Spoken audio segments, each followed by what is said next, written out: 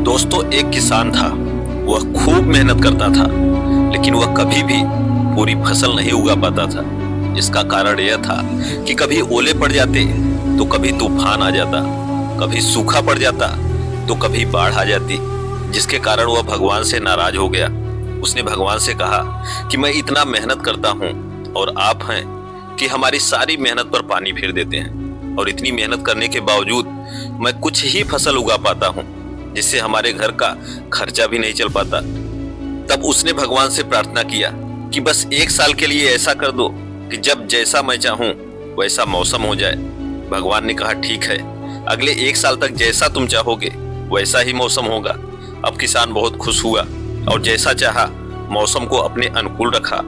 जब चाहा धूप रखी और जब चाहा छांव कर दी, और जब सींचने का मन करे तो पानी बरसा दिया, और बाढ़, सूखा, आंधी, ओले तो पड़ने ही नहीं दिया, और फसल एकदम हरी भरी लहलहा रही थी।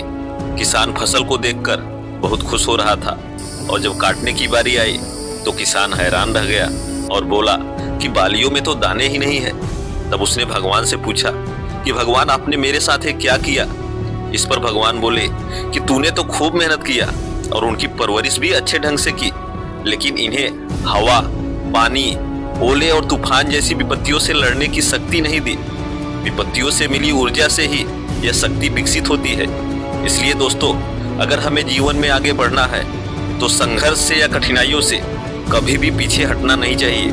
जितना ज्यादा हम विपत्तियों से लड़ेंगे उतना ही हम पावरफुल, स्ट्रांग एंड एनर्जेटिक बनेंगे।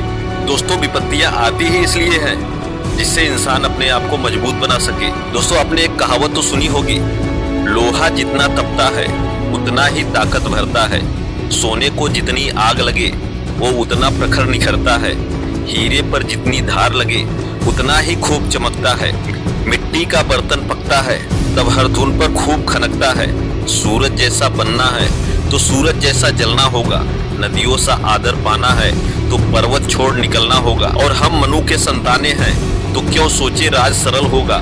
कुछ ज्यादा वक्त लगेगा पर संघर्ष जरूर सफल होगा, हर एक संकट का हल होगा, वो आज नहीं तो कल होगा।